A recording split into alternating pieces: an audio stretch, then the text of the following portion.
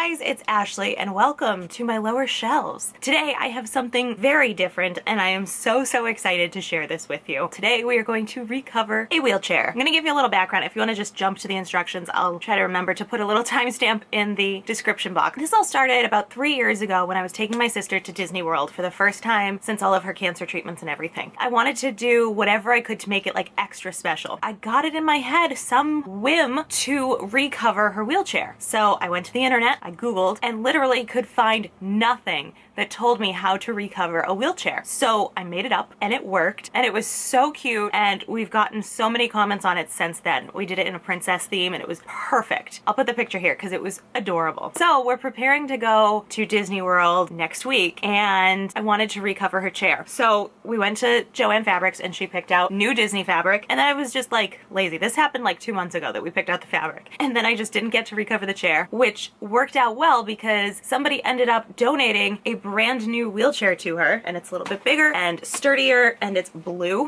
which fits in perfectly with the fabric she chose. So we donated her old chair. So I'm going to recover this chair and in so doing create a tutorial on how to do this, which apparently is the first tutorial of its kind on the internet. So if you have a wheelchair, you have a loved one in a wheelchair, this is super easy. Like, don't be intimidated. Last time it took me like a couple of hours because I was trying to figure it out as I went. This time I think it's gonna take me a couple hours because I'm filming it. But if I wasn't filming it, I think it would probably take me a little over an hour to do this. So what you need is fabric, thread, a marking pen. I just use a regular colored pencil, pins and a needle, scissors, a screwdriver, a wheelchair, and a sewing machine if you have one. I do, so I'm going to do most of my sewing on the sewing machine, but regardless, you will still need a good old hand needle to finish up. Quick word before I start, just about fabric choice. We just went with your typical like cotton polyester blend, like the standard fabric you find in a fabric store, especially with the character prints, and it held up well for us. Again, she's not in the chair 24/7. We only use it for errands that are like a big store or if we're going on a trip or something where it requires long distance movement. The only place it was showing some wear was on the armrests. But if your chair gets more use or is more prone to spills, you might want to go for a sturdier fabric. The outdoor fabrics I think would be a great option because they come in really cute patterns. They don't come in Disney prints and stuff, but they do come in cute patterns and they are made for outdoors, so they can stand up to a lot. Your other option would be to weatherize fabric like this. You can get like a waterproof spray to protect fabric. You could also use, I think, please don't quote me on this because I don't know a lot about fabrics,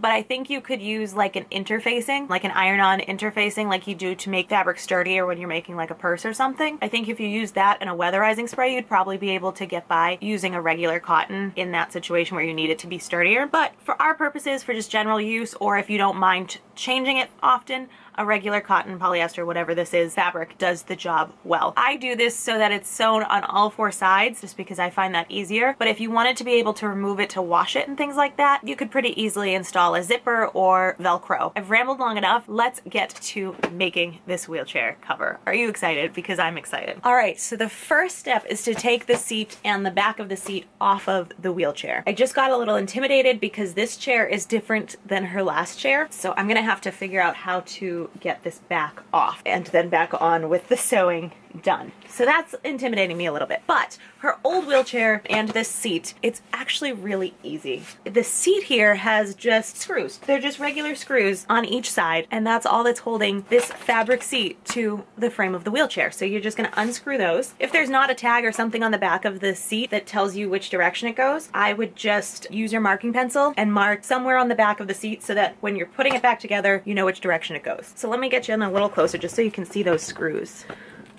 See, they're just regular screws.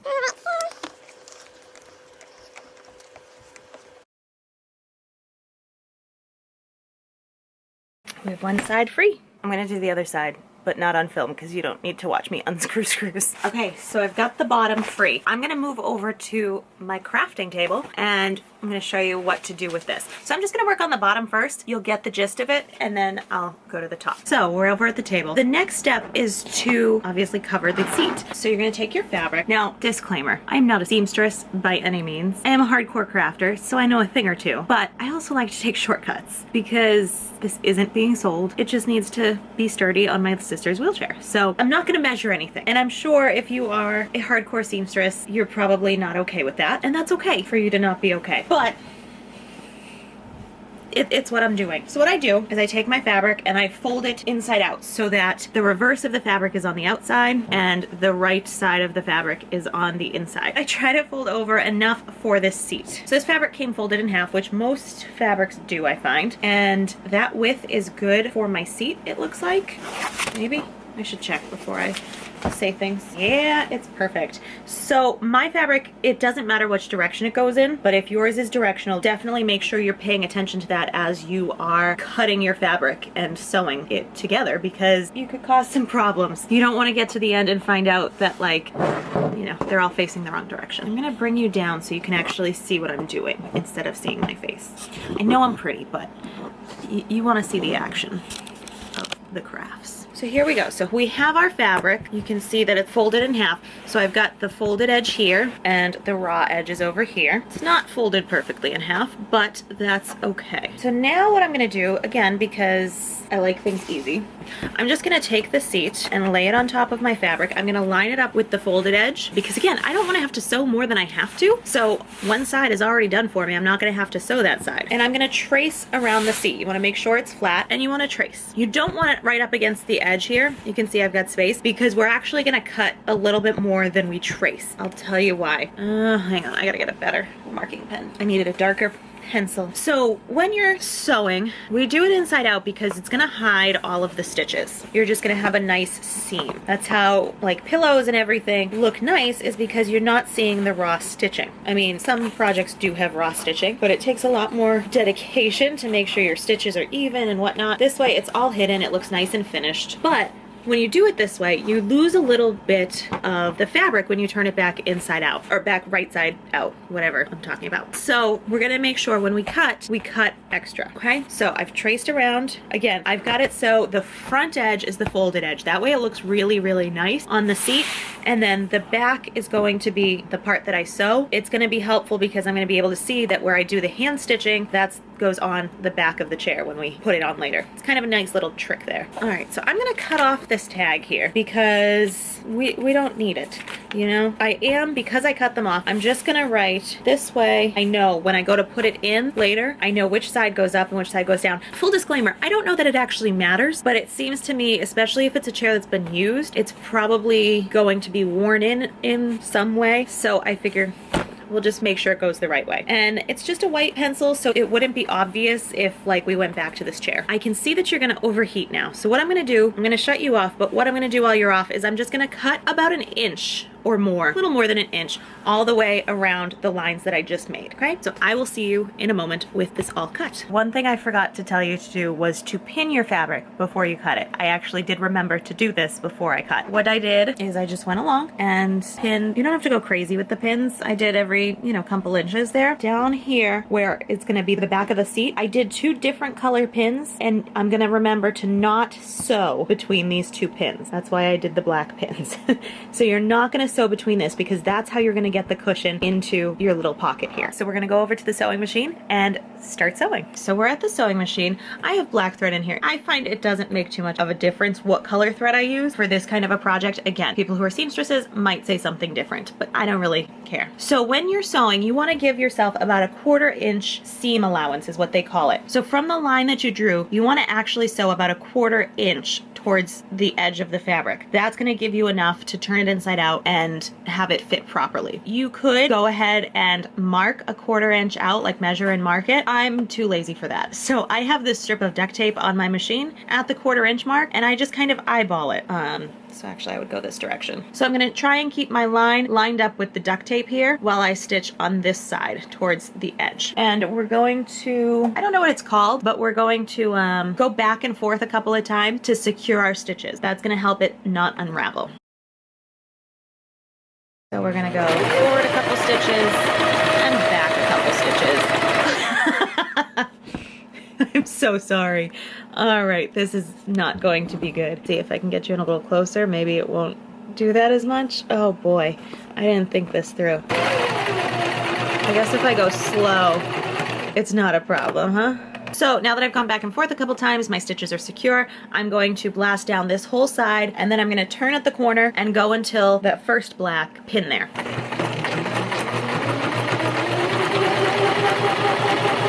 Again, I'm big on eyeballing, so now you can see my duct tape is covered with the fabric. So I'm just keeping my line about the same distance from the foot as it was with the duct tape. I'm all for eyeballing. Oh, and now I'm pushing you with the fabric. Let's come on this angle. We're just learning as we go how to do this. So at my corner, because it's a stress point and because it's going to be a highly used object, I am just going to do a couple back stitches just to keep my corners strong. And because we're doing the 1/4 inch, we need to make sure that we go past this line before we do our turn. To turn, you're going to keep the needle. I don't know if you can tell, but the needle is in the fabric right now. I'm going to carefully lift up on the foot and just carefully turn it. You don't want to put too much stress on the needle because you will snap it. Been there, done that. Once it's turned and lined up, you put the foot back down and continue on. And again, I'm going to just do a couple back stitches.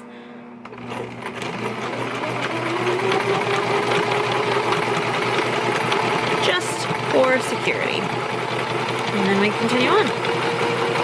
All right. We're just about at the black pin, so I'm going to do a bunch of back stitching here because this is going to be a high stress point because we're going to have to be ripping it open to put, not ripping it open, but we're going to have to stretch it wide to put the seat in it. To get to the other pin, I'm just going to lift up my needle and lift up the foot, and I'm just going to pull it over. So I'll have some extra thread there to trim, but it's easier than cutting it off and having to do a new one and yada yada yada. All right, so again, I want to make sure that I'm spacing this correctly now that we just moved it all. Again, I'm an eyeballer, so we're just going to eyeball it. It's gonna be fine, no worries. This is again a high stress point, so we're going to do some back stitching. Onward.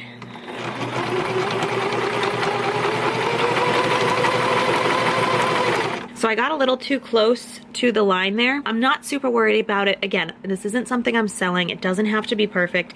And this is the back of the chair. So if I make mistakes here, nobody's going to know, right? And it's fine. If I messed up on the side, but I mean, it really wasn't a big screw up. So I'm really not concerned about it. So I went a little too wide over here. It's fine. Over my next couple of stitches, I'm just gonna get back to where I should be. And again, it's the back. It's not for sale. Nobody's going to notice except you. It's fine. All right, and we're coming to the end, so we're gonna do some back stitching here.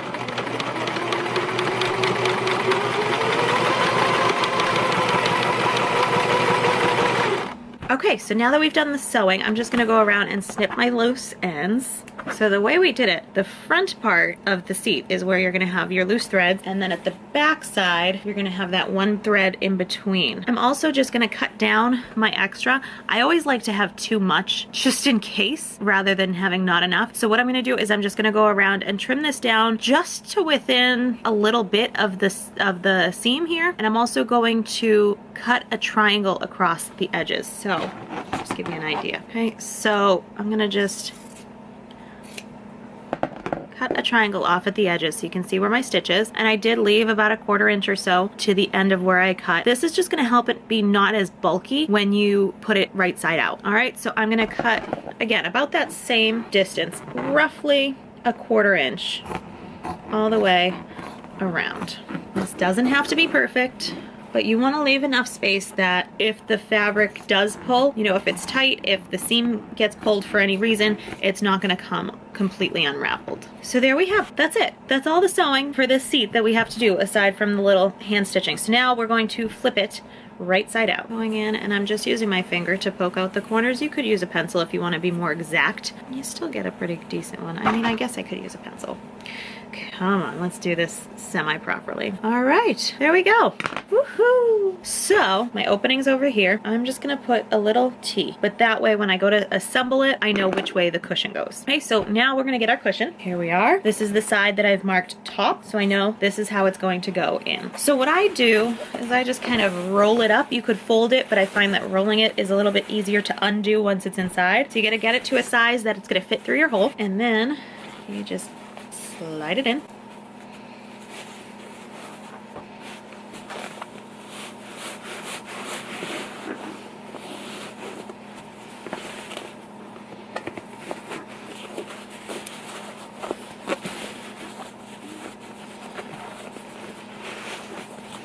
And work it out, keeping in mind which side goes up and which way you have to unroll it or whatever to make sure it's correct. Okay, So I've got the one side there, and then flip it and do this side. Okay. There we have it. We have our cushion is inside our fabric. So the next step is going to be to sew this closed. So we're gonna get a needle and thread and hand stitch it. So we're gonna try to make these stitches as invisible as possible. Again, it's the back of the chair. Nobody's really gonna notice it much. Nobody's really gonna see it hardly ever, but still wanna make it nice, you know? So we're gonna fold it over. You can pin it if you like. I, as you can tell, just like to fly by the seat of my pants with this. And so to do an invisible stitch, you're gonna try and keep it on the inside of both pieces of fabric. So you folded them over. Again, if you wanted to, you could certainly do Velcro here or a zipper so that you would be able to remove it and clean it. But in our case, it's not necessary. So I've got the whole thing sewn shut. Everything is in place. The final step before we can install this on the chair is to cut the holes. So if you feel along the edge, you'll be able to feel the holes pretty well. So I'm using little scissors. You could also use a craft knife. Big scissors probably won't work as well because of the size of the hole, but you can use whatever you got. So I'm just gonna poke my scissors through both sides and through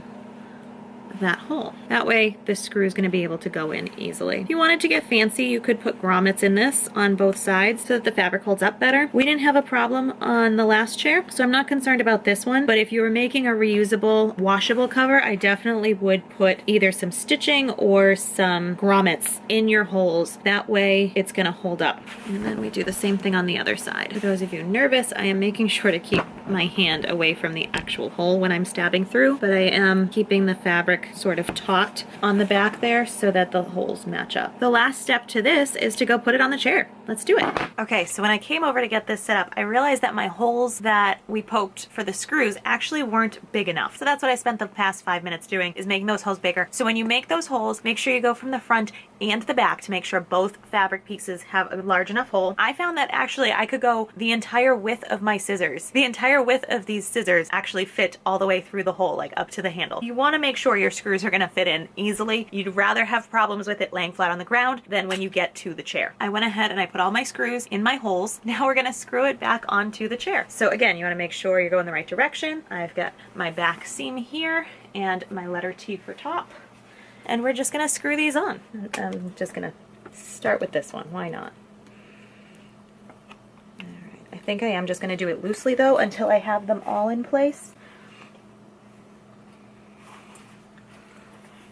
I want you to see something. It's difficult. So if you notice back here, yep, you can see it. The fabric here kind of puckered.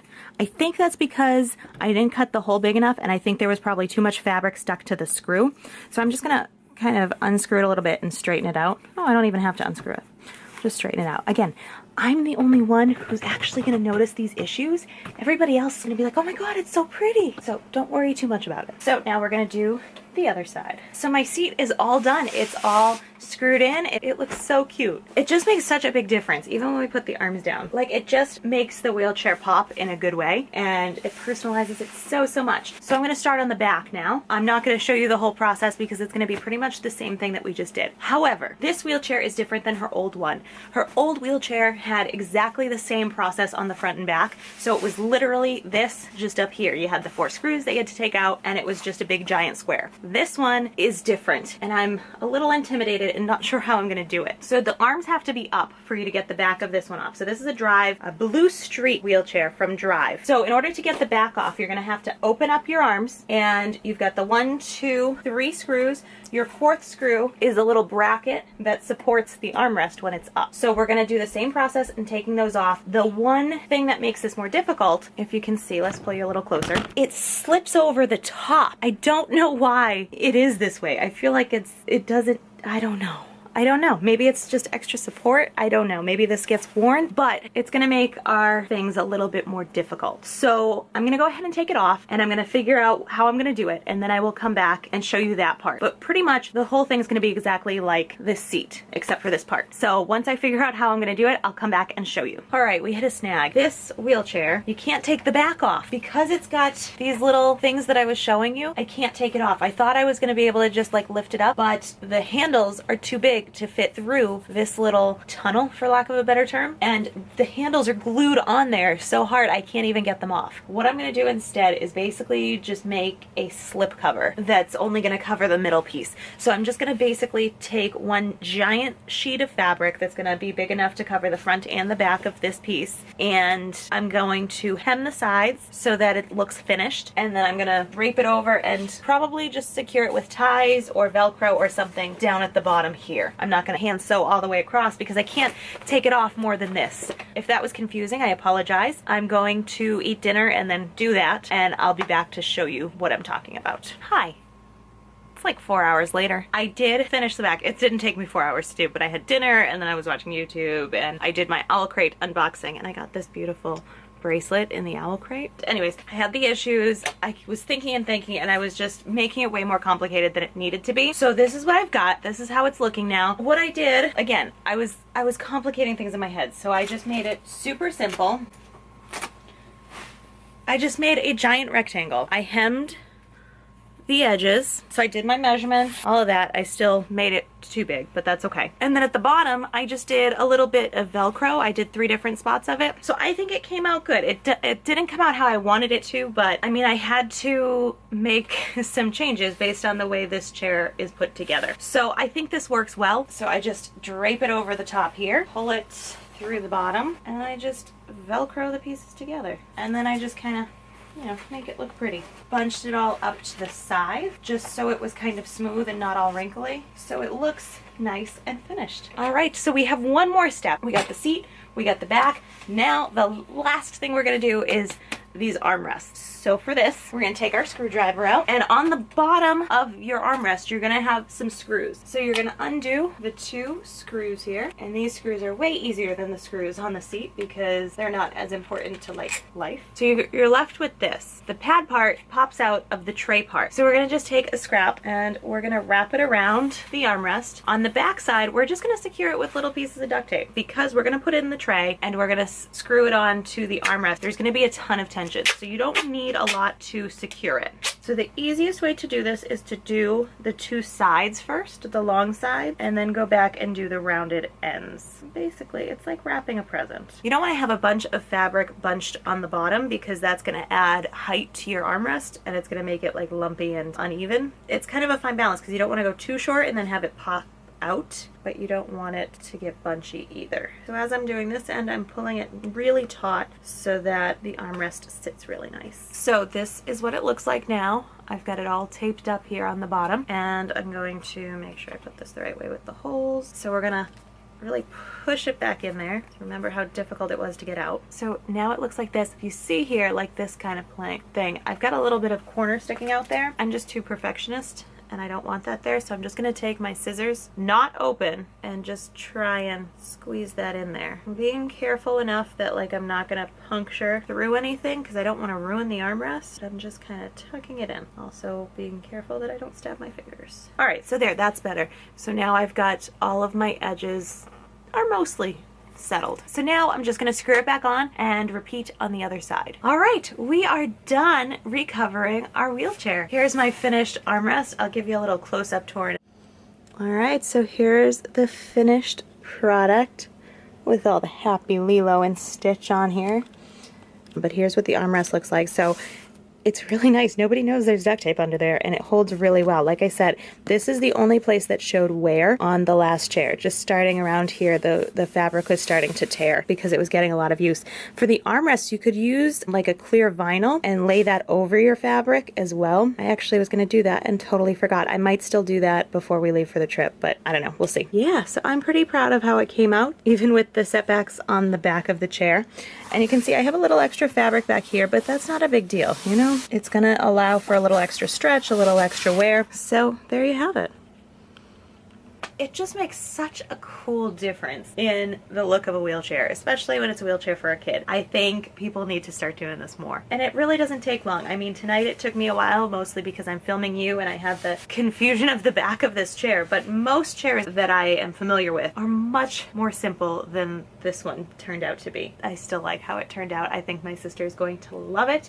I'm gonna keep it down here until tomorrow morning so I can see her reaction to it. So if you have any questions, let me know down below, and let me know if you do it yourself and send me me some pictures because I would love to see other customized, recovered wheelchairs because it's so easy to do and it gives a really, really cool look. So thank you for watching this video. I hope it helps you. I hope you have a wonderful day and I will see you later.